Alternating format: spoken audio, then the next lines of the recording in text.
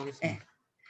자, 이번엔 제 2차, 저번에 우리 2020년도 하게 했던 진로 멘토링에 이어서 2차로 진행을 하게 되었고요. 올해 2차로 진행되는 진로 멘토링은 총 4회로 진행되는데 오늘 그 첫 회가 이제 시작이 됩니다. 그래서 오늘 이제 초대되는 이제 선배님은 이쪽에, 자, 제 이쪽에 지금 앉아 계십니다. 이쪽에. 네, 그래서 지금 상담 쪽에서 프리랜서로 활동하고 계십니다. 그래서 지금 이 졸업하신 이 선배님 같은 경우 지금 05학번이세요. 예, 05학번이니까 학교를 떠난 지가 10년이 지금 훌쩍 넘었죠. 예, 그래서 지금 어떻게 활동을 하고 계시는지 또 학교 생활을 전반적으로 이제 졸업하기 전에 어떤 걸 준비하면 도움이 될지 이런 것들을 우리 두 명 MC를 모시고 자, 진행을 해보도록 하겠습니다. 자, 그럼 우리 졸업한 선배님이 나오실 때 큰 박수로 환영해 주세요. 자, 선배님 나오시겠습니다.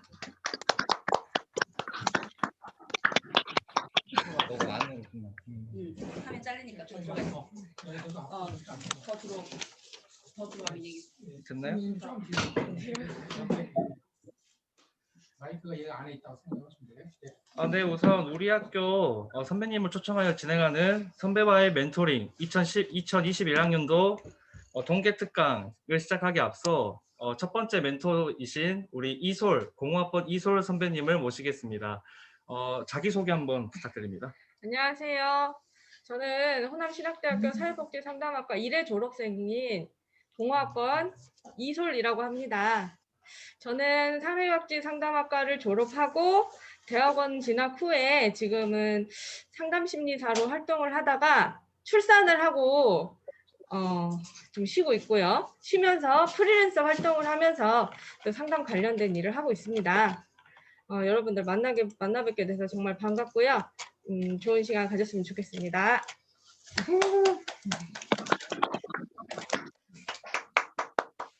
네, 우선 저희 그 선배님과 멘토링 Q&A 진행하기 전에 앞서 중간에 궁금한 사항이 생기시거나 혹은 이렇게 너무 궁금해서 못 참겠다 싶으시면 채팅이나 혹은 이렇게 손을 번쩍 들으셔서 질문을 중간에 받도록 하겠습니다. 그러면 우선 첫 번째 질문인데요, 선배님. 네. 저희 학교를 졸업하신 이제 1회로 졸업하셨는데 지금이랑은 많이 달랐었을 것 같아요. 네. 지금은 저희가 이제 상담이나 복지 쪽이나 많이 배울 수 있는 여러 가지 과목이 개설이 많이 되어 있지만 1회 때는 어떤 수업들이 있었고 그리고 배운 것들 중에 프리랜서 상담으로 이게 일하시는 데 있어서 어떤 수업이 도움이 되었는지 구체적으로 궁금합니다. 제일 기억에 나는 수업이 있으셨어요? 저는 이상심리학 수업을 듣고 내가 상담심리 쪽으로 가야겠다는 결심을 했었습니다. 그 이상심리학을 통해서 우리가 사람들이 어떤 영향이 좀 많이 떨리네요. 이상심리학이 저한테 좀 많은 영향을 끼쳤고요.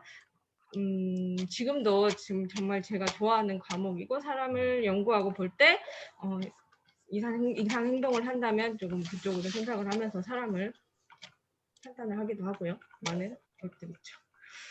네, 저는 이상심리 수업을 안 들었는데 네. 그 재롱 씨는 들었나요? 이상 수업을?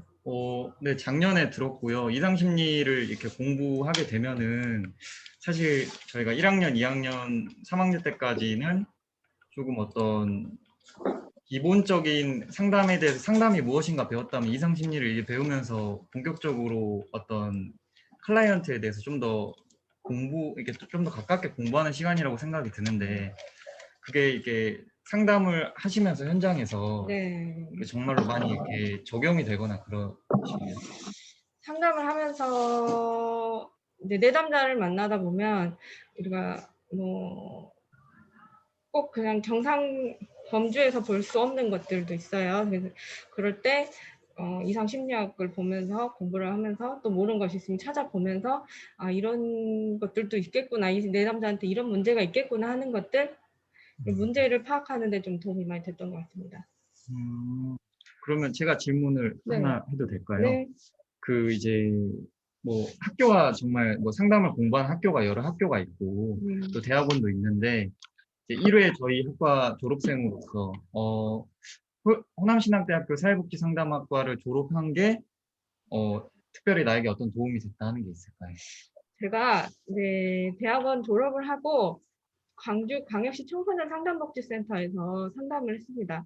그러면서 이제 상담뿐만이 아니라 사회복지도 같이 같은 분야에서 같이 활동을 했는데 내담자에게 상담적인 부분, 그러니까 마음을 만져주는 부분도 같이 활동을 했지만 사회복지적인 것들도 많이 도움을 줬던 것 같아요. 그러면서 상담의 효과를 더 끌어내는 것들을 조금 그런 효과를 봤습니다. 그러면은 이게 이제 어떤 현장에서나 어떤 기관에서 취업을 할 때도 사회복지 자격증을 가지고 있는 게 어떤 이점이나 어떤 이렇게 장점이 있었나요? 사회복지 상담을 하는데 사회복지가요? 네, 뭐 어떤 여러. 사회복지를 하는데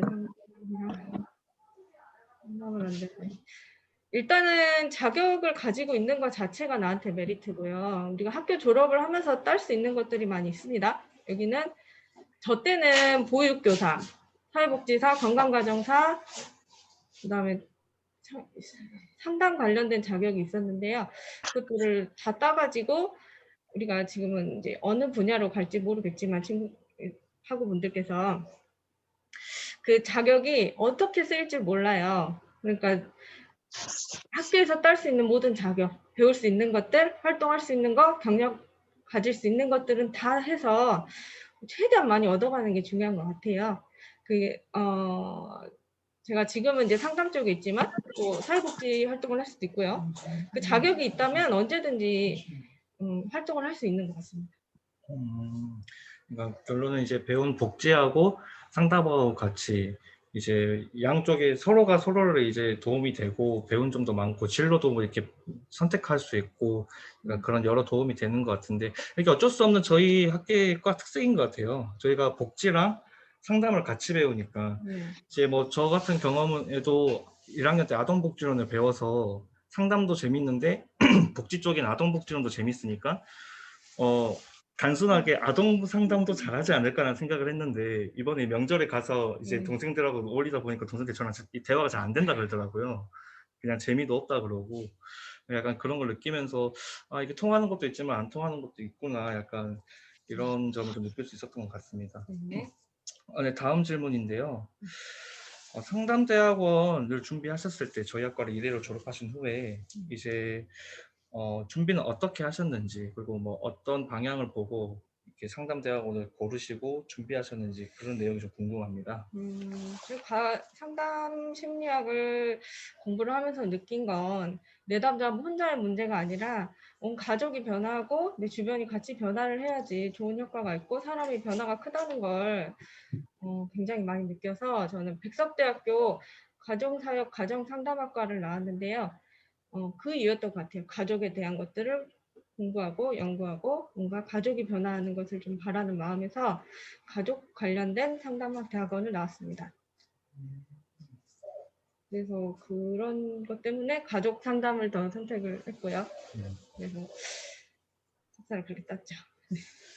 그러면 이제 가족으로 이렇게 특화된 대학원이 있고 또 이렇게 많은 어떤 대학원의 결이 있잖아요. 상담에도. 혹시 지금 좀 이렇게 많이 배워두면 좋을 것 같고 앞으로 좀 이렇게 저희 후배님들한테 추천해 주실 수 있는 어떤 이런 길이 있을까요? 지금 후신대에서 하고 있는 화해 조정 이런 것도 많이 우리 같이 함께 하시면 앞으로 길이 많을 것 같고요. 근데 사실은 내가 관심 있고 내가 좋아하고 나한테 맞는 분야를 찾아서 그 분야를 맞게 일을 하는 것, 내 진로를 선택하는 것이 가장 오래 할 수 있는 일인 것 같습니다. 그래서 저도 상담을 하면서 중간에 그만두고 싶었을 때도 있었는데 10년만 해보자. 10년만 딱 10년만 해보자 했는데 벌써 10년이 넘었네요. 포기하고 싶을 때도 있었지만 그렇습니다.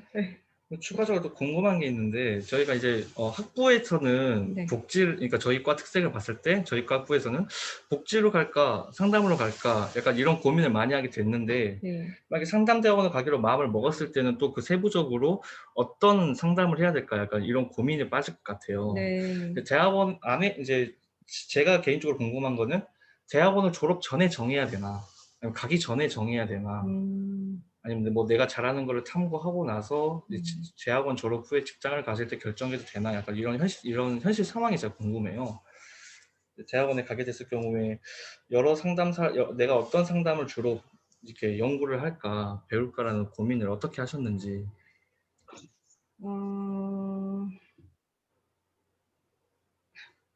일단은 학교를 다니면서 경험할 수 있는 것들이 또 있습니다. 대학원을 다니면서 대학원 공부를 하는 친구들에게 주어지는 기회가 있어요. 석사를 배우는 친구들에게 청소년 분야라든가 가족, 뭐 또래, 이런 저런 분야들이 많이 있는데 학교를 다니면서 선택할 수 있는 길도 있고요. 그거는 내가 선택하기 나름인 것 같은데요. 저는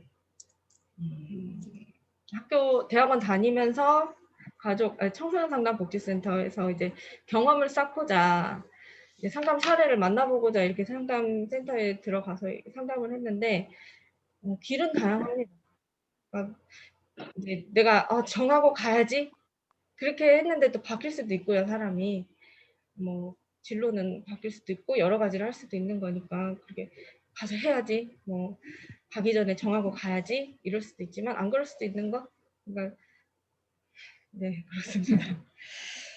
그러면은 이제 대학원을 졸업하시고 네. 또 취업 준비도 하시고 혹은 어떤 케이스를 직접 이렇게 만나야 되는 상황이 이제 일을 하셔야 되니까 그런 게 이제 보통 어떻게 시작되는지 궁금해요. 어떤 경로로 이렇게 취업을 상담으로 가고 아니면 어떤 경로로 이렇게 케이스를 이렇게 찾아서 하게 되는지 이런 경로가 좀 궁금합니다.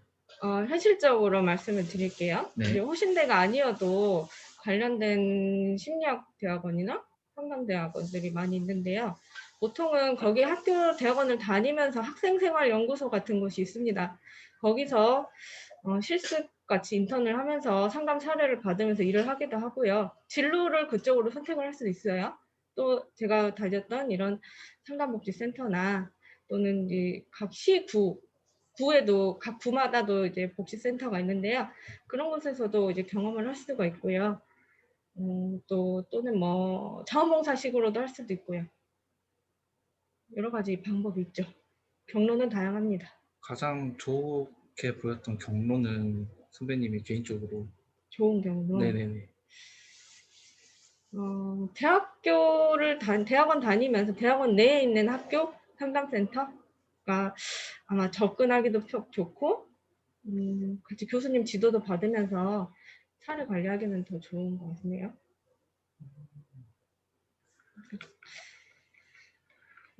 네, 지금 추가적으로 많은 인원이 더 이렇게 추가 입장하고 계신 것 같은데 중간에 궁금하신 질문 있으면 채팅이나 아니면 바로 오디오로 말씀하셔도 되니까 질문 있으시면 바로 말씀해 주시면 감사할 것 같습니다. 다음 질문 해주시겠어요? 네. 이제 상담 같은 경우에는 뭐 놀이 치료도 있고 뭐 가족 치료도 있고 뭐 여러 치료 형식이 또 있고 방향이 있잖아요. 그 중에서 이제 선배님이 생각했을 때 저희 후배님들이 앞으로 좀 준비했으면 좋겠다 하는 부분이 있을까요? 아까도 말씀드렸다시피 나한테 맞는 부분, 내가 관심 있는 부분인 것 같아요. 여러 가지 유망한 직종도 많이 있고 하지만 그래도 오래 하고 하려면 내가 관심 있고 내가 좋아하는 분야를 하는 게. 근데 이제 저희 학교에서는 지금 화해 조정 방금 말씀해 주셨던 네. 화해 조정이 약간 그 유행 붐이라고 해야 될까요? 네. 많이 강조되고 있는 부분인데 네. 그러면은 뭐 선배님 주위에서는 혹시 그런 게 뭐 한 가지 정도는 있지 않을까요?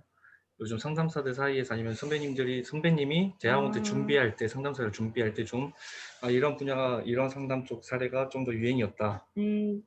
최근에는 작년에 제가 많이 교육을 했던 내용인데요.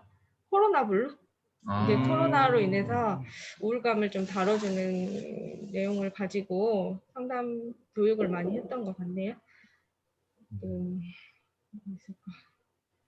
당장 생각나는 건 10년 전만 해도 원액 치료, 네. 독서 치료 이런 기능이에요. 상담 치료법이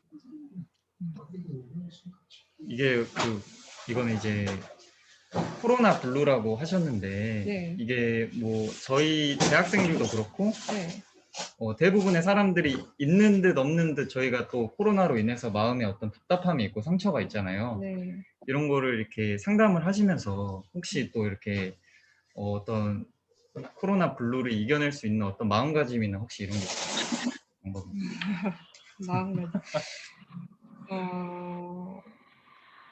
서로 돌봐주는 게 가장 중요했던 것 같아요. 저도 그 얘기를 많이 했고, 주변을 돌아보고 서로를 돌봐주고 안부를 묻고 관심을 가져주고 하는 것이 그래도 많은 효과가 있다고 하더라고요.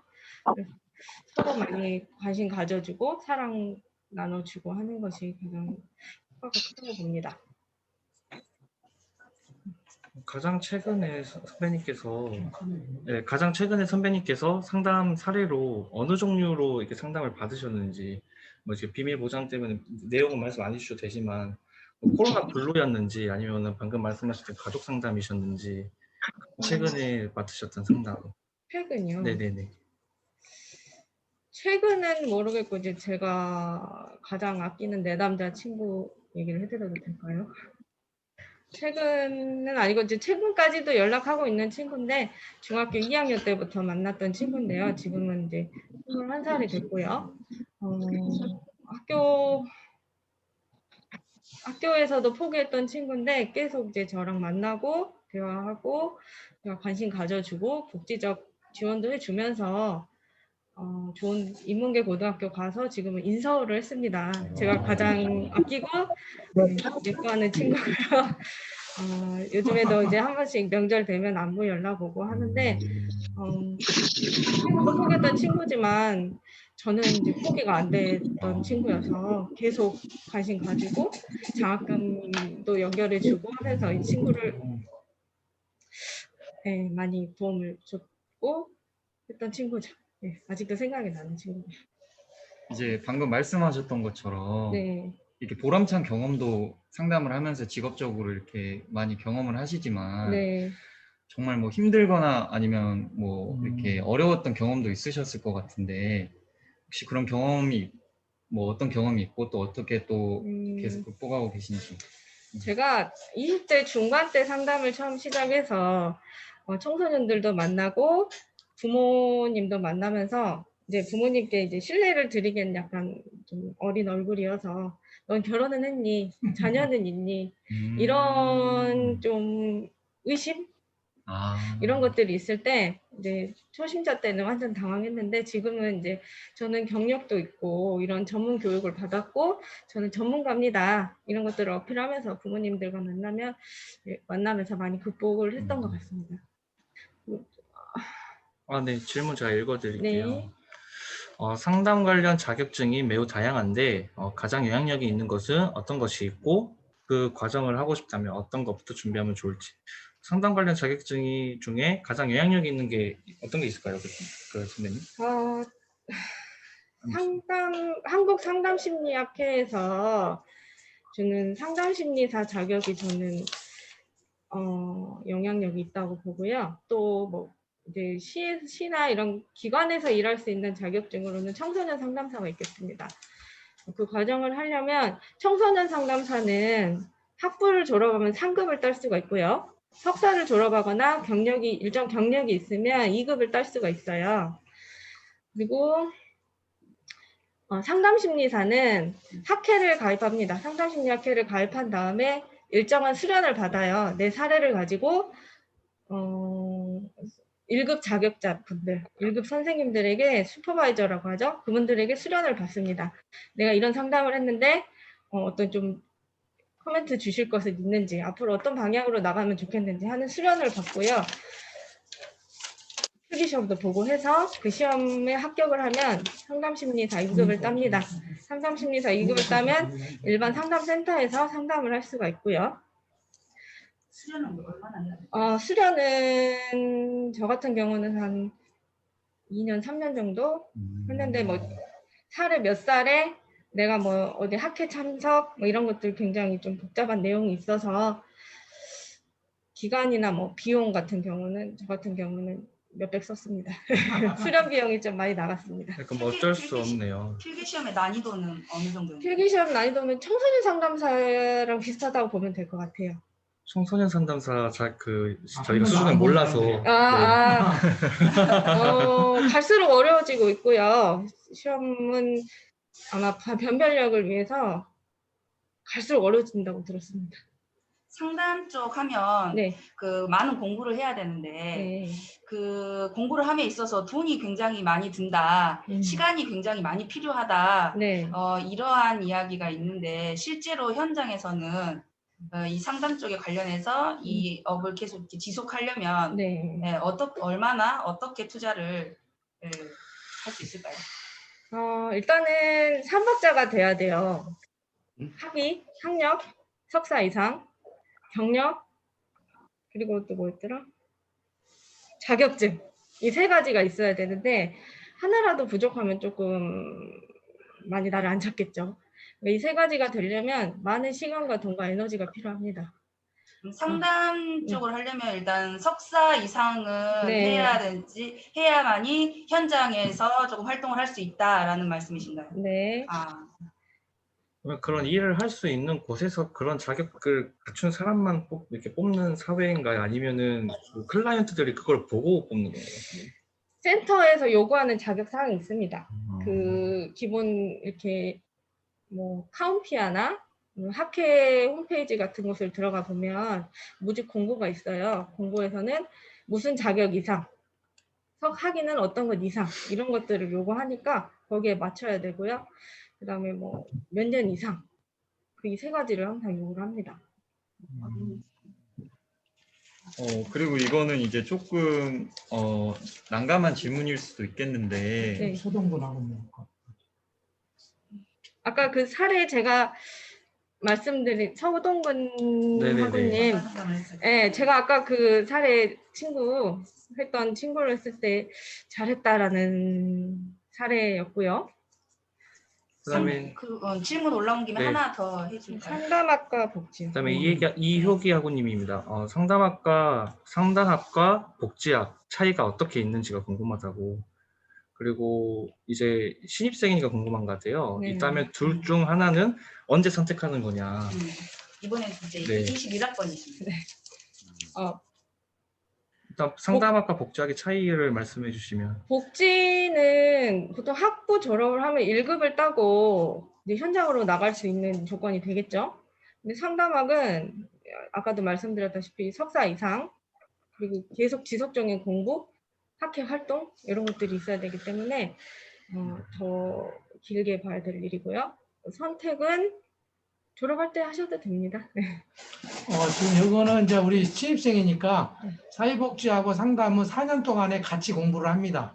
네, 같이 공부하고 그다음에 이제 진로를 결정을 할 때 나는 상담 쪽으로 갈 것인지 상담 심리 쪽으로 갈 것인지 나는 사회복지 직으로 갈 것인지 이렇게 이제 진로를 결정하면 되고요.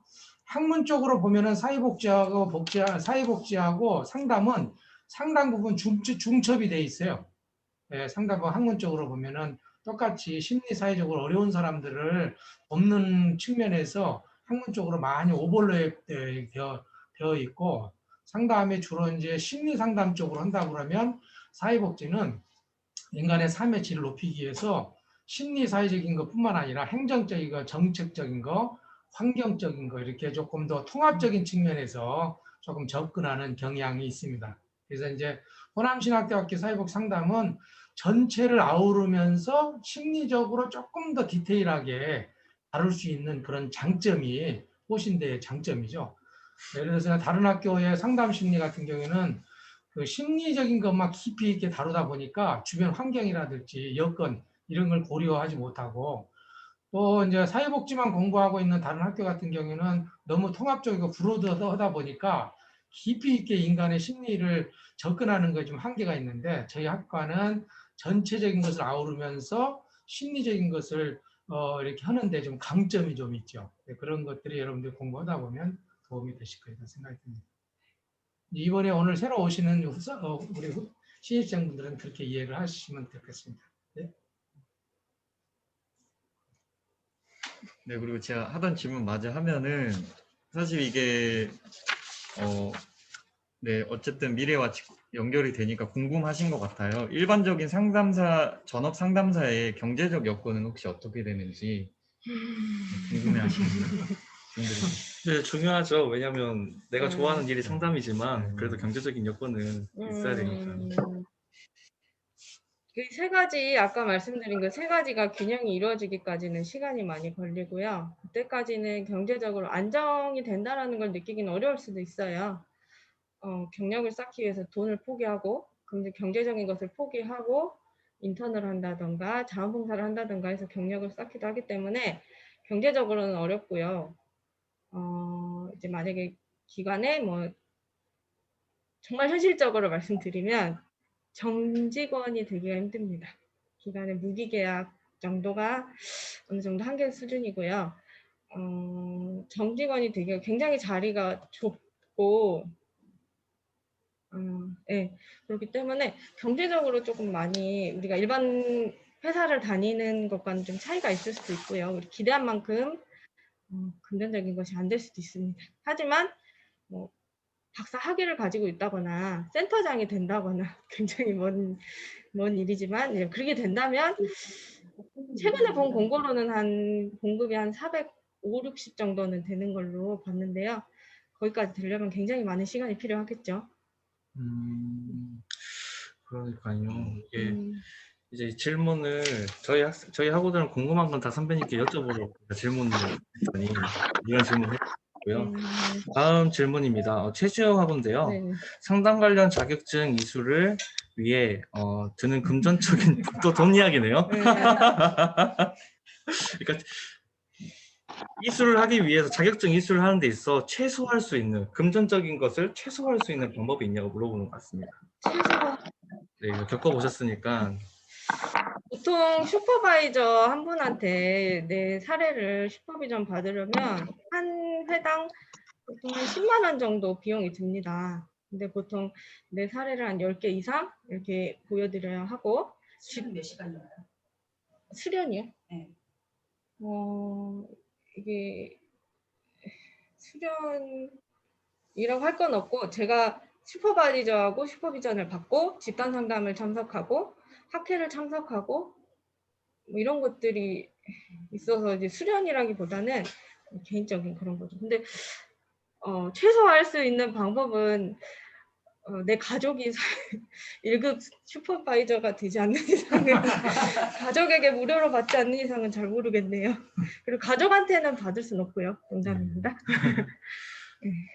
그럼 이제 뭐 그 자격 이수를 하는 실제 네. 이제 선배님의 경험 중에서 네. 비슷한 질문이긴 하지만 내가 그땐 이렇게 했었는데 지금이라면 후배들한테 이렇게 하라고 할 것 같아 라는 그런 실제 경험이 생각나는 게 혹시 있으실까요? 자격증 이수나? 자격증 이수. 제가 계속 학교 다니면서 할 수 있는 건 다 얻어가라고 하는 그 이유가 이제 제가 건강가정사는 이제 대학원에 진학을 해서 자격을 취득했는데 학부 때 취득을 했다면 또 대학원을 다니면서 또 어떤 변화가 있을지는 모르겠지만 학부 때 할 수 있는 것들을 놓치지 말는 것이 제일 중요하잖아요. 학부 때 제일 이게 딸 수 있는 자격증을 많이 네. 취득하는 게 좋겠다라는 네네. 말씀이시죠? 네. 그리고 다음 질문으로는 학부 때 상담 영역에서 자원봉사를 하고 싶은데 어떤 방법이 있을까요? 보통 학부생들은 상담으로 자원봉사를 하긴 좀 어려울 것 같습니다. 좀 어느 정도 한계가 있고요. 석사 이상은 돼야 되지 않을까 싶습니다. 자원봉사도요. 예, 지금은 우리 청소년 화해 놀이터에 방송하면 우리 학교 가서 상담 학생들을 만날 수 있도록 연계해 줍니다. 우리 신입생들 많이 들어오시는데 이번에 이제 광주시하고 교육청하고 우리가 이제 결연을 해가지고 숭의중학교하고 광주 서부교육청하고 해서 앞으로 이제 코로나 때문에 작년은 못했지만 재작년까지만 해도 광주 숭의중학교 수피아 백운초 해가지고 상당히 한 100명 이상씩 우리 학생들을 만났던 것 같아요. 우리가 그래서 이제 학부 출신으로서 깊이 있게 전문적으로는 못하지만 일단 만나가지고 이게 대화하고 할 수 있는 그런 측면들이 있어서 이제 지금 오신 우리 이제 후배 이제 분들한테는 저희가 학교 내에서 이런 부분들을 조금 더 연계 지금 하고 있다는 걸 여러분 아시면 좋을 것 같습니다. 그걸 위해서 박계원 교수님 저 청소년 화해 놀이터와 우리가 연계해가지고 열심히 하고 있습니다. 네, 뭐 실제로 저 같은 경우도 아동복지센터에 가서 아동들을 그 영어 가르쳐 주면서 복지 쪽이나 상담 쪽을 자연스럽게 경험할 수가 있었거든요. 다른 학우분들도 들어보니까 코로나 때문에 요즘엔 많이 아니지만 자원봉사 많이 가서도 이 상담 영역에서 이제 많은 경험을 쌓을 수 있다고 하니까 그런 방법이 있을 것 같습니다. 다음 질문입니다. 프리랜서라면 근무 형태가 어떻게 되는지와 프리랜서와 정규직 일시에 받는 월급 차가 궁금하다고 합니다.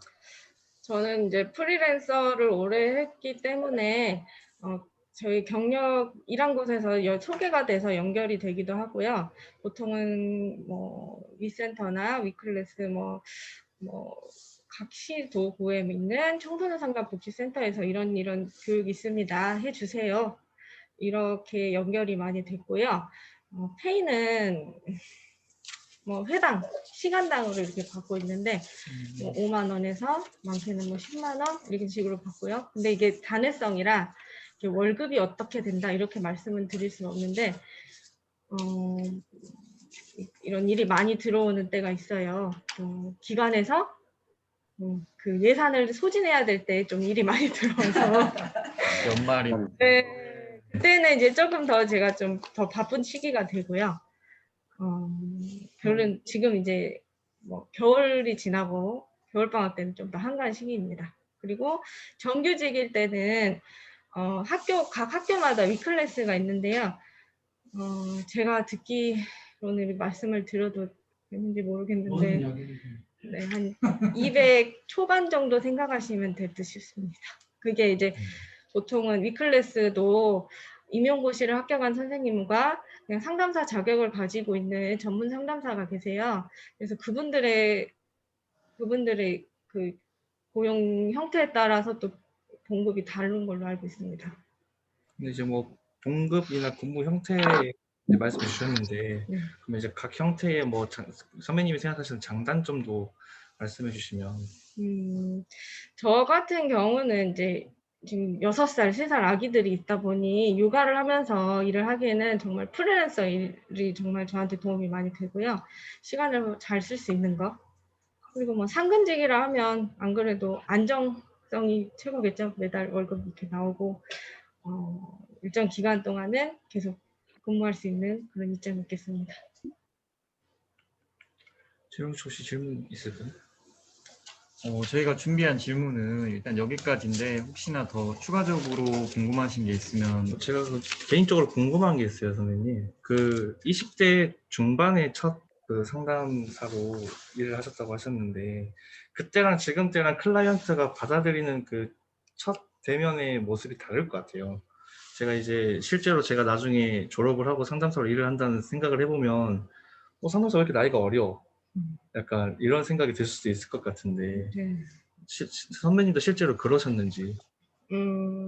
우리가 살면서 지혜가 쌓이고 경험이 쌓이고 하다 보면 이런 사례 처음 만났던 사례도 계속 만나게 되고 비슷한 사례를 만나게 되면 내가 이럴 때 이런 대처를 해야 되겠구나라는 좀 내공이 쌓인다고 하죠.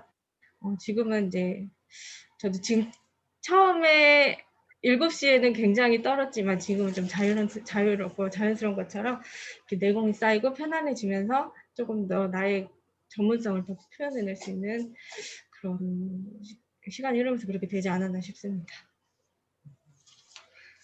이거는 제 개인적으로 궁금한 건데 이게 저희가 학부에서 4년 동안 어떤 상담이라는 과목을 심리학으로 이렇게 배우고 또 대학원 가서도 이렇게 실습을 하기 전까지는 계속 학문으로 이렇게 배우다 보면은 뭔가 음식을 먹었는데 소화는 안 되는 기분인 것 같더라고요. 계속 이렇게 저희가 활용을 할 수 있는 기회가 없다 보니까 혹시 뭐 그런 경험이 혹시 있으셨나요?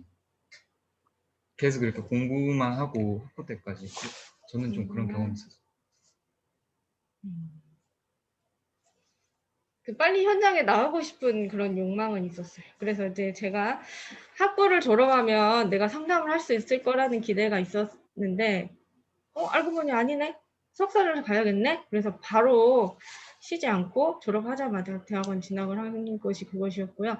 대학원을 가면 또 내가 상담을 할 수 있을 줄 알았는데, 또 그것도 경력도 없고 자격도 없다 보니까 또 그러더라고요. 그래서 계속 그런 열망은 계속 있었던 것 같습니다. 그래서 경력도 열심히 쌓고 자격증도 공부하고 이게 계속 그렇게 됐죠.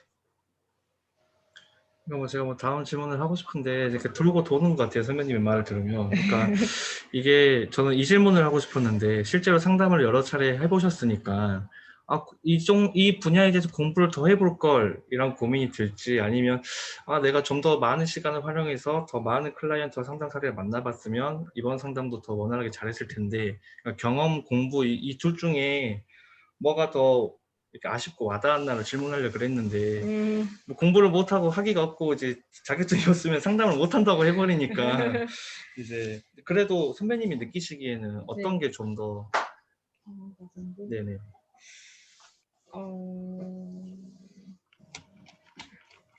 제가 상담학과를 졸업을 했는데요. 대학원을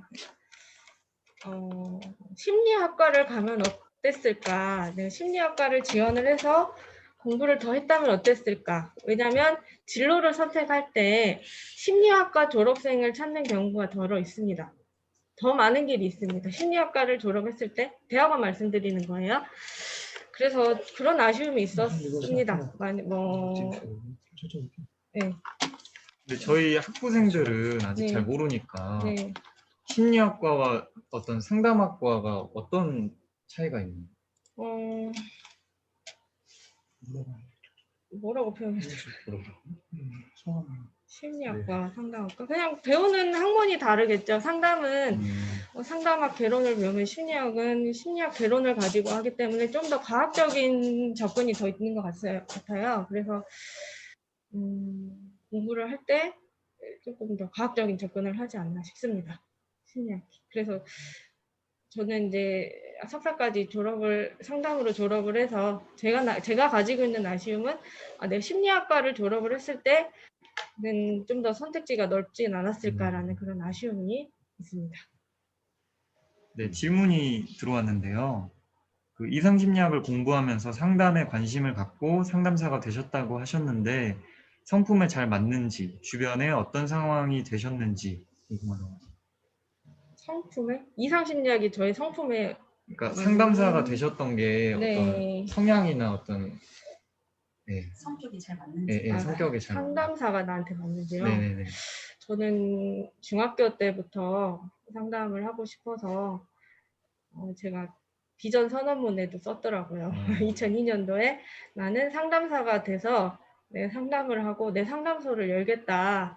그런 비전 선언문을 썼었어요. 그래서 나는 상담사를 할 수밖에 없지 않나 그런 생각이 뭐 들고요. 다행히 상담을 처음 딱 했을 때 어색함은 없으셨다는 거예요. 다행히. 네, 딱 내 길이 맞나 이런 혼돈도 없으셨고. 중간에 위기는 있었어요. 네. 좀 제 자리를 잘 못 잡았을 때 그때는 조금 그만두고 싶었던 위기도 있었긴 했지만 그래도 10년을 어떻게 버텨서 경력과 자격증 그리고 학위를 다 쟁취했습니다. 네, 다음 질문입니다. 내담자 중에 상담을 받을 의지가 전혀 없는 경우나 자존감이나 자기학대가 심한 경우에 대해 상담사로서 어떻게 대처해야 할지가 궁금하다고 합니다. 이런 경우가 있으셨나요, 선배님? 네, 저는 이제 청소년 상담을 했기 때문에 부모에게 끌려오는 경우가 많이 있는데요. 그런 아이들은 입을 닫는다거나 하는데 좀 저는 차분하게 기다려주고요. 라포 관계 형성을 하기 위해서 굉장히 무던히 노력을 하고 같이 말을 하지 않고 거부한다면 같이 기다려주고 기다려주는 것이 가장 중요하다고 봅니다. 이 사람이 나와 대화할 준비가 되어 있다는 것을 내담자들에게 알려주고 함께하는 것. 언제든지 나는 준비가 되어 있다라는 것을 보여주려고 노력했습니다. 이제 뭐 실제로 주변 상담사가 아니어도 주변 사람들과 상담을 할 수가 있잖아요. 고민 이야기를 들어준다든지. 네. 근데 이제 그런 어린 이제 부모에 의해 이렇게 억지로 상담을 받으러 온 이제 그런 미성년자들은 아직 어리니까 뭐 이제 상담사인 나를 함부로 대하거나 아니면은 좀 쉽게 대할 수도 있을 것 같아요. 그럴 때는 뭐 이렇게 받아줘야 할지 아니면은 그래도 어느 정도 선을 딱 지켜가면서 어린 아이에도 불구하고 나는 너를 상담해주러 온 사람이야를 이렇게 각인시켜줘야 될지, 그래서 이렇게 사람마다 차이가 있게 대하시나요? 아니면은 선배님만의 그런 매뉴얼이 정해져 있나요?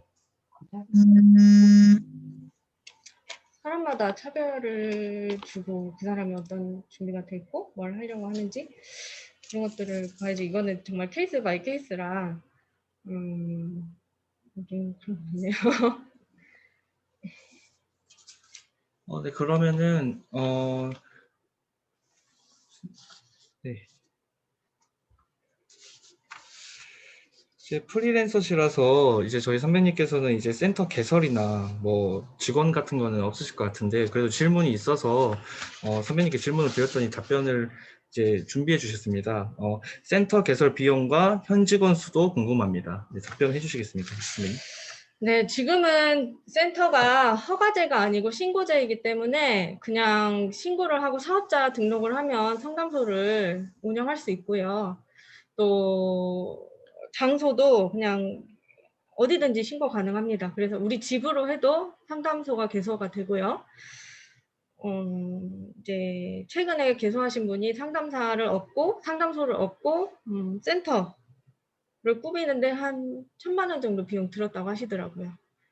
그 정도 하는데 좀 더 규모가 커지고 다른 직원분들을 두고 여러 분야를 하시려면 더 많은 비용이 들겠죠. 네, 다음 또 새로운 질문이 왔습니다. 상담사로서 가정 안에서 자녀들과 가족들과는 어떻게 지내는지 궁금하다고 합니다. 전 잘한다고 하는데 가족분들은 어떻게 느낄지 모르겠지만 자녀들을 조금 따뜻하게 안아주고 받아주려고 노력을 하고 있고요. 남편에게도 열심히 하려고 합니다. 이제 가족 안에서는 상담사이기보다는 이제 네. 아내이자 어머니가 돼야 되겠죠. 네. 이제 뭐 저희 어머니 같은 경우도 한 번씩 그 직원들한테 뭐 시키듯이 말씀을 하세요. 그러니까 이제 어머니인데 또 제가 마치 손님이 된 것 같은 느낌. 그래도 궁금할 수는 있는 질문이었다고 생각이 네. 듭니다. 다른 질문이 저희가 이제 사전에 받은 질문은 다 이제 답변이 끝났고요. 그다음에 이제 시간 안에 멘토링 시간에서도 또 질문이 왔네요. 네, 상담사가 되고서 혹시 후회하신 적은 없는가요? 라는 질문이에요. 한 상담을 시작하고 한 3, 4년 정도 됐을 때 좀 슬럼프가 많이 와서 그만두고 싶은 생각에 다른 직업을 찾아봤던 적이 있었는데요. 다른 직업도 쉽지는 않더라고요. 그래서 10년을 내가 버텨보자고 했던 이유가 그것이었고요. 지금은 후회는 없습니다. 지금 좀 굉장히 즐겁고 행복합니다. 상담사 준비를 하다가 약간 완전 다른 방향으로 틀지 않고 네. 비슷한 방향으로 트는 그런 실제 경우나 사례가 있었을까요? 진로를요. 네네네. 제가 지금 내담자를 상담하는 것보다는 교육에 더 치중을 하고 있는 것이 어떻게 보면은 약간 방향을 틀었다고 볼 수도 있고요. 좀 환경적인 문제가 있었지만 그런 경우가 있겠죠. 어떤 교육을 하는지. 저는 지금 인터넷이나 뭐 중독 또는 뭐 품성, 뭐 자살 예방, 뭐 코로나 블루 이런 것들 여러 가지 교육을 하고 있고요. 어디 있어? 각 기관이나 이런 데서 이제 의뢰가 들어오면 상담 교육을 진행합니다. 그러니까 이제 상담사로 준비를 하다가 이제 선배님 같은 경우도 교육적으로 코로나 블루나 이제 학교 폭력, 그다음에 자살 이런 예방 교육도 네. 이제 이쪽 방향으로도 이제 저희가 변경할 수 있다고 하네요. 다음 질문이 또 있나요? 네, 상담할 때 사용하시는 도구가 있다면 어떤 것이 있나요? 라고 질문이 왔습니다. 뭐 미술이나 놀이나 이런 여러 가지 도구도 상담할 때 쓸 수도 있고요. 저는 주로 미술을 쓰기도 하고요. 심리 검사도 많이 사용을 하고 있습니다. 예, 내가 관심 있는 분야를 상담 플러스 이런 도구 뭐 또는 다른 치료를 이렇게 같이 접목해서 하면 도움이 될 것 같네요. 네, 다음 질문으로는 기독교 상담과 일반 상담은 따로 공부해야 하나요? 뭐 상담의 뿌리는 함께 있겠지만 이제 기독교적인 상담과 일반 상담은 조금 차이가 있다고 생각하고요. 따로 공부를 하시는 게 맞다고 생각합니다. 마치 그 뭐 청소년 상담하고 가족 상담하고 따로 해야 하듯이 그런 경우로 이해하면 저희가 좀 더 편할까요, 선생님? 청소년 상담과 가족 상담으로 구별을 하기보다는 전혀 다른 분야인 것 같아요. 네, 좀 종교적인 색을 띠고 상담을 하면서 기도를 하면서 이게 제가 기독교 상담은 잘 몰라서 그렇긴 하지만 약간 좀 카테고리를 다르게 봐야 되지 않을까. 네, 또 질문 있으실까요? 저희가 이제 질문이 없다면 질문이 또 막 올라오네요. 시간은 단 10분 남았습니다. 10분 안에 질문해 주셔야 됩니다. 저희가 여기서 질문이 더 있으시다면 2개만 더 받고 이제 끝내도록 하겠습니다. 일단 일단은 진로 상담도 하시냐고 질문이 왔습니다. 네, 하고 있습니다. 교육을 더 위주로 하고요.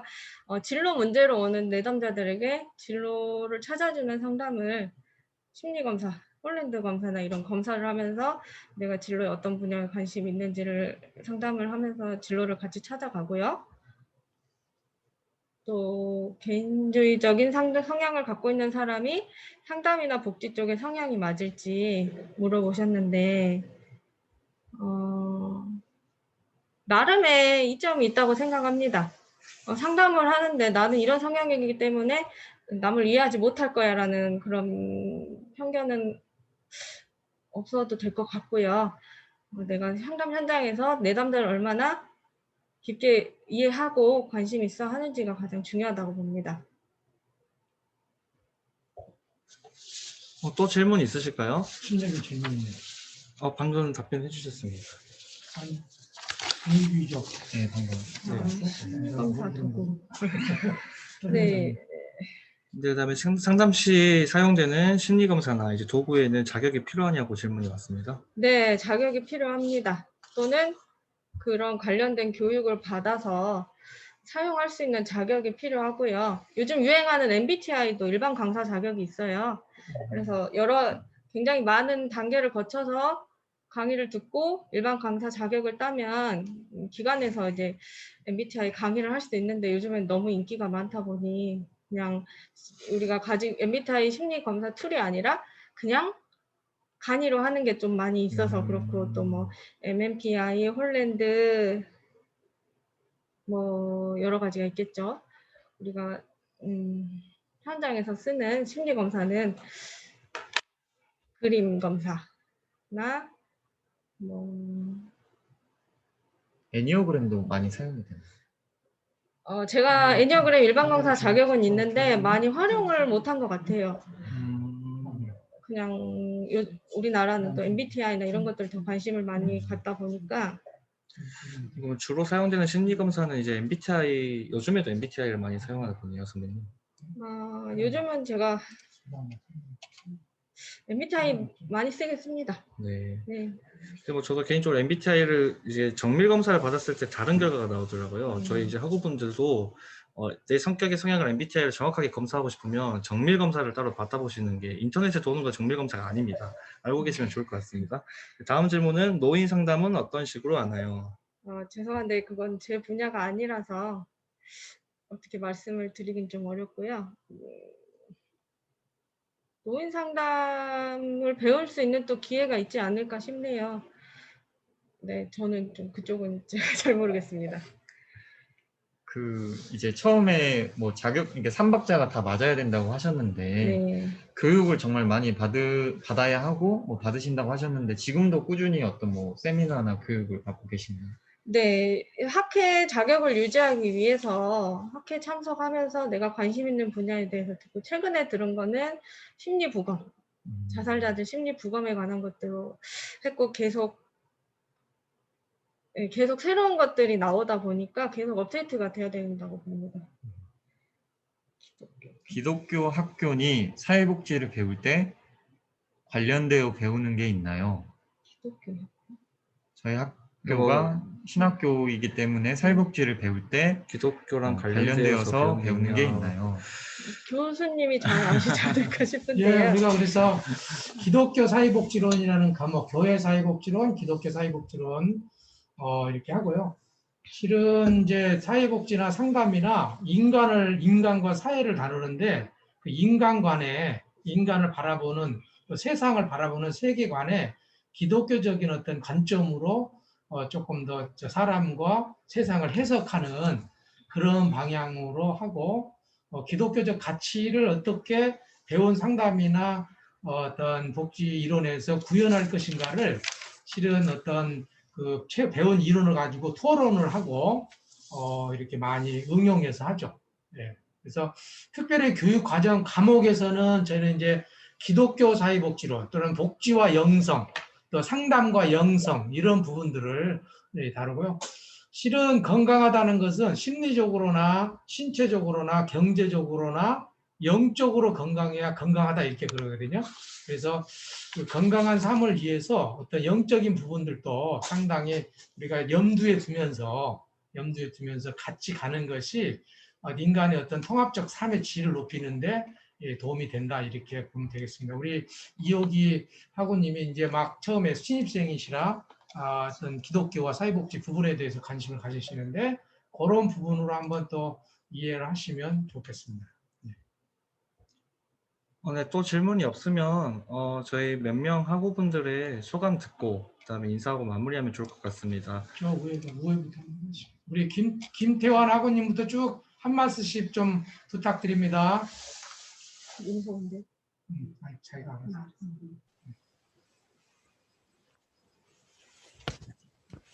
그대로 있어. 오랜만에 제가 바빠서 이런 걸 참여를 못 했는데, 여러 학우님들 또 만나뵈서 반갑고요. 아직까지는 저도 이제 대학원을 상담 쪽일까, 복지 쪽일까, 생각은 두고 있는데, 결정은 못 하고 있는데, 그래서 전반적으로 얘기를 듣고, 조금씩 느껴보고 싶어서 참여를 하게 됐습니다. 감사합니다. 감사합니다. 쭉쭉 박미라 쭉쭉 한 번씩. 네, 다음 박미라 군이 한마디 해주실 수 있을까요? 네, 오늘 좋은 시간 마련해 주신 교수님과 선배님들께 감사드립니다. 예, 많은 도움 되었어요.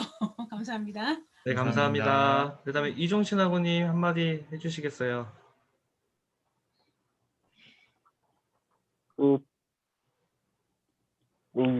이제 2학년 올라가죠.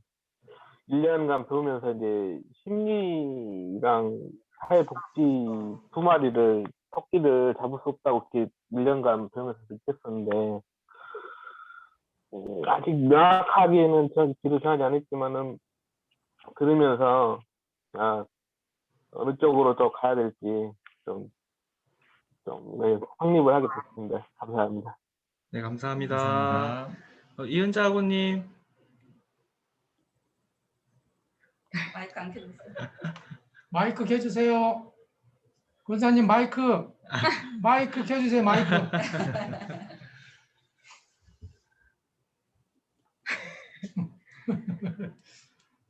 마이크를 눌러주세요. 됐네. 네, 예, 네. 됐어요. 예, 예, 예. 네, 교수님이랑 우리 학우님들 특별히 선배님 너무 감사합니다. 처음에는 좀 부끄러움이 있으셨는데 점점 강의 명강의를 하시네요. 저희도 또 선배님 본받아서 열심히 배워서 사회에 나가서 그런 일 하겠습니다. 감사합니다. 이은자 권사님은 졸업 후에 3년 뒤에 초빙할게요.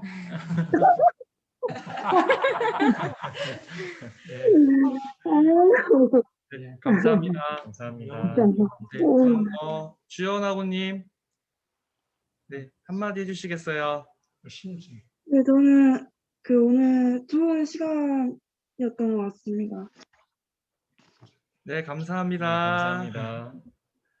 그다음에 우리 김하원 아버님.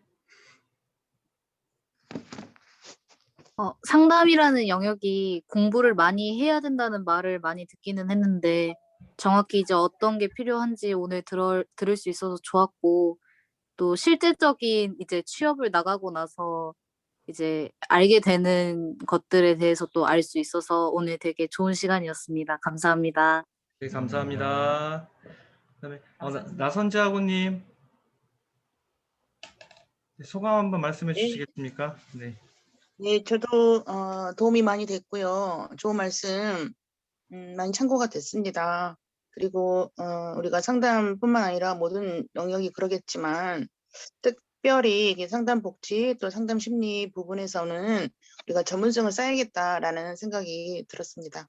감사합니다. 네, 감사합니다. 네, 서동건 아고님.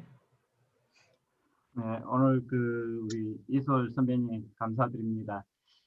학교에서 공부만 하다가 이렇게 선배님의 직접적인 이렇게 대화를 듣다 보니까 이 사회복지 상담학과가 너무 좀 포괄적으로 너무 넓은 것 같아가지고 어떤 식으로 공부를 해야 될지 더 조금 좀 깝깝해진 것 같아요.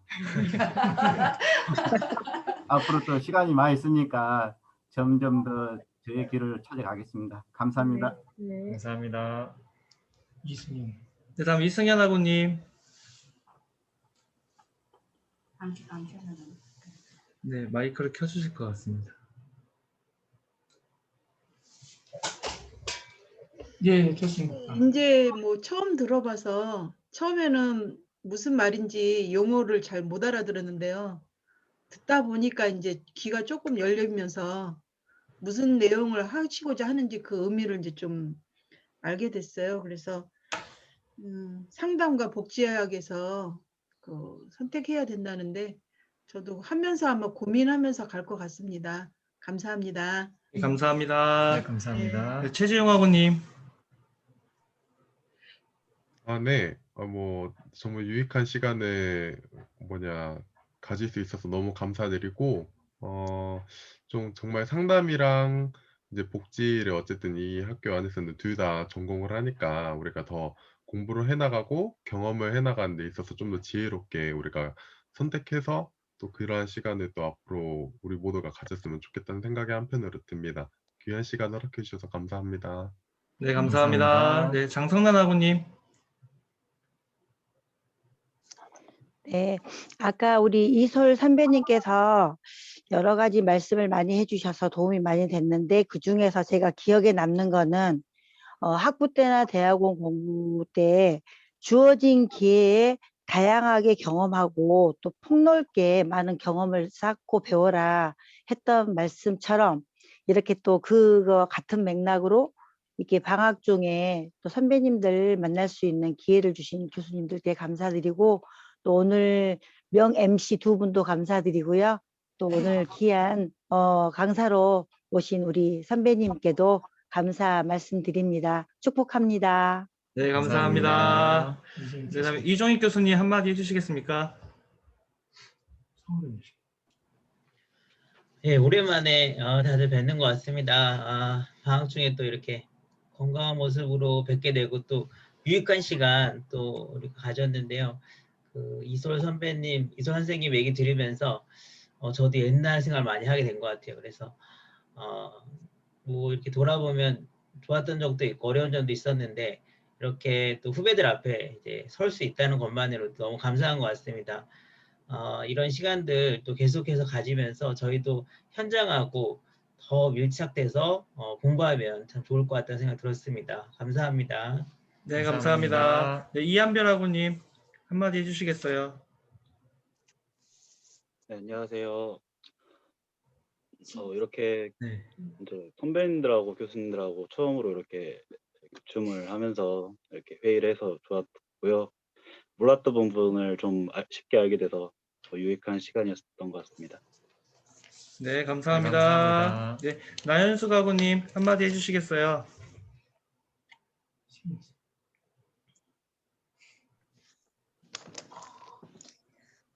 제가 좀 늦게 들어와가지고 귀한 시간을 제가 제대로 듣지를 못해가지고 아쉽지만 이렇게 처음 얼굴을 뵙게 되어서 너무나 감사합니다. 네, 감사합니다. 네. 아닙니다. 좀 더 알아서 있습니다. 네. 그리고 여기 문자로 또 소감 남겨주셨는데 박정호 학우님께서 마이크를 켤 수 있는 상황이 안 돼서 채팅으로 남깁니다. 알바 중이라 중간을 못 들은 내용이 있어서 귀한 시간에 잘 참여하지 못해 아쉽지만 유익한 정보를 조금이나마 들을 수 있어서 좋은 시간이었습니다. 감사합니다. 남겨주셨네요. 저희가 네. 이거 지금 녹화를 하고 있으니까요. 녹화해서 나중에 공유 드리도록 그렇게 하겠습니다. 네, 그럼 주민영 학우님 소감도. 네, 저는 오늘 이렇게 선배님 옆에서 멘토링을 진행할 수 있는 게 돼서 너무 좋았고요. 제가 작년 멘토링 때부터 이 자리를 탐내고 있었는데, 네, 이번 멘토링 때는 제가 다행히 이 멘토링 자리를 진행을 맡게 되어서 너무 감사하고 좋았던 시간이었던 것 같습니다. 재령 학우님도 한마디 저도 해주시죠. 이제 학교를 이제 4학년까지 다니면서 과연 선배님들은 어디서 무엇을 하고 계신가 항상 이게 궁금했었고 이렇게 멘토링 시간이 있었으면 좋겠다고 생각을 했는데 선배님 이렇게 저희 참여해 주시고 교수님 기획해 주셔가지고 정말 좋은 시간이었던 것 같습니다. 네, 선배님도 저희 후배들에게 한마디. 네, 제가 사회복지 상담학과 그 학생회 부회장 할 때 박일현 교수님이랑 나중에 홈커밍 하면 저 꼭 불러주세요. 그 얘기를 했었는데 이렇게 학교에 와서 후배님들 뵈니까 너무 좋아요. 제가 근데 좀 공포증이 있어서 떨림이 너무 심해서 너무 긴장을 해서 초반에 좀 횡설수설했지만 그래도 좋은 도움이 되는 말씀들을 도움이 됐다고 말씀해 주시니까 너무 기쁘고 더 많은 이야기를 해드리고 싶은데 시간이 없어서 너무 아쉽네요. 다음에 개인적으로 뵐 일 있으면 또 많은 질문 해주시면 제가 또 아는 한에서는 많이 말씀드리도록 하겠습니다. 감사합니다. 개인적으로 상담이 필요하신 분들은 우리 교수님, 우리 박경원 교수님한테 연락 주시면은 연락처를 드릴 겁니다. 그래서 더 여쭤보시고 그리고 공유하시면 될 것 같아요. 우리 나선지 목사님이 손을 드셨는데 질문이 있으신 것 같아요. 네. 선배님, 마스크 위에는 되게 예쁘시거든요. 근데 마스크 아래를 좀 보고 싶어요. 잠깐만. 선배님 얼굴. 미인이세요. 예. 미인이십니다. 박 교수님 소감. 미인이시네. 저는 밖에서 이번에 뵈면 아는 척 해야 되잖아요. 네. 네, 꼭 아는 척 해주십시오. 우리 여기 이솔 학부학원은 저는 동기예요. 그래서 그 상담대학원까지 같이 갔었던, 그래서 6년간 같이 공부를 했었습니다.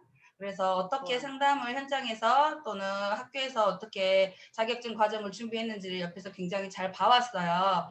그래서 상담이 정말 쉽지만은 않다. 그리고 인간을 공부하는 학문이기 때문에 사회복지도 마찬가지지만 끊임없이 계속 공부를 하면서 이 역량이 계속 업데이트가 돼야 되는 부분이 반드시 필요하다라는 점에서는 상담하기든 사회복지하기든 계속 노력을 해야 된다라는 말씀을 드리고 싶고, 오늘 첫 회 이렇게 잘 이렇게 열어줘서 너무 우리 이솔 학우님 너무나 감사드리고, 이렇게 바쁜 중에도 방학 동안에 설 지나고 바로 이렇게 적극적으로 참여해 주셔서 우리 학우님들께도 너무나 감사하다는 말씀 드리면서, 목요일에도 이제 2회가 있습니다. 목요일. 이번 주 목요일입니다. 네, 이번 주 목요일 날 2회입니다. 지역아동센터의 센터장님을 모시고 이제 아동복지와 센터 개소까지의 절차 이런 것들을 조금 그때는 볼 예정입니다. 그래서 많은 참여 그때도 많은 참여 부탁드립니다. 네, 박유령 교수님. 사회복지를 깊이 파다 보면 상담이 나오고 상담을 깊이 파다 보면 사회복지가 나옵니다. 실은 뭐 학문적으로 나눠져 있지만 실은 하나의 인간을 다루고 있기 때문에 사회복지냐 상담이냐 이렇게 나누는 것이 실은 우리가 학문을 하는 사람들이 나누는 거지 실은 뭐 상담 깊이 하다 보면 복지 문제가 나오고 또 복지 문제 깊이 들어가다 보면은 심리적인 것이 나오니까 이걸 구분된 것이다 이렇게 생각하지 않아도 될 것 같아요. 예, 그래서 중요한 것은 클라이언트, 내담자를 돕기 위해서 어떤 때는 심리 상담도 필요하고 어떤 때는 직업 재활도 필요하고 어떤 때는 국회에 가가지고 으쌰으쌰 정책도 바꾸고 그런 거잖아요.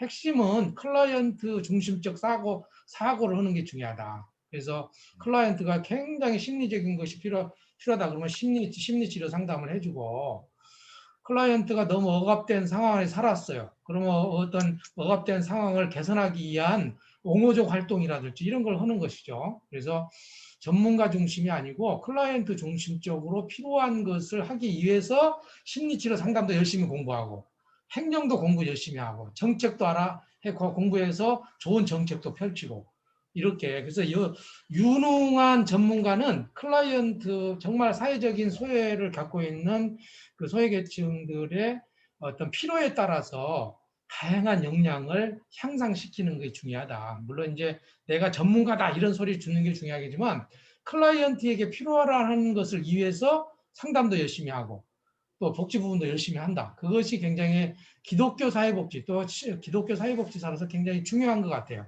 예수님께서 우리 인간을 중심으로 정말로 인간을 마음에 품고 목숨을 이르시기까지 사랑하셨던 것처럼 사회적 소외계층들을 정말 사랑하는 마음으로 하다 보면 상담도 하고 우리 부모님들이 엄마들처럼 좋은 상담사가 어디가 있습니까? 상담도 해주고 그러면 밥도 해주고 진로도 상담해주고 품어주기도 그러잖아요. 그런 마음으로 우리가 조금 통합적으로 좀 생각하면 좋겠다 그런 생각이 좀 들어집니다. 다음 주에 말씀하셨던 것처럼 우리 조경화 선배님도 이제 1회 졸업생인데 실질적으로 지역아동센터의 설립이나 개소 이 지역에서 열심히 활동하시고 오늘 다음 목요일 날 잘하려고 지금 오늘 눈팅을 지금 하고 계십니다. 계시는데 예, 질문 많이 해주시면은 또 이렇게 하고 그 다음 주에는 그 건강가정지원센터에 계시는 선배님, 그 다음 마지막 주에는 위클래스, 위센터 여기에 계신 선배님 중심으로 그래서 우리가 이제 여름방학 동안에는 복지 현장에 계신 분들 중심으로 했는데 이번에는 이제 상담 현장에 계신 분들 중심으로 이렇게 모셔서 더 전문적으로 이렇게 하도록 그렇게 하겠습니다. 오늘 하여튼 명 MC와 오늘 참여해 주신 우리 선배님 너무 감사드립니다. 자, 여러분들 수고 많으셨습니다. 목요일 날 또 봬요. 목요일에 봬요. 수고하셨습니다. 김영래 선생님 반갑습니다. 고맙습니다. 태연아, 김성교, 조경화, 박정호, 박경원, 최신엽, 최정희, 이호기, 정선 선생님들 반가. 수고하셨습니다. 네, 수고하셨습니다. 수고하셨습니다.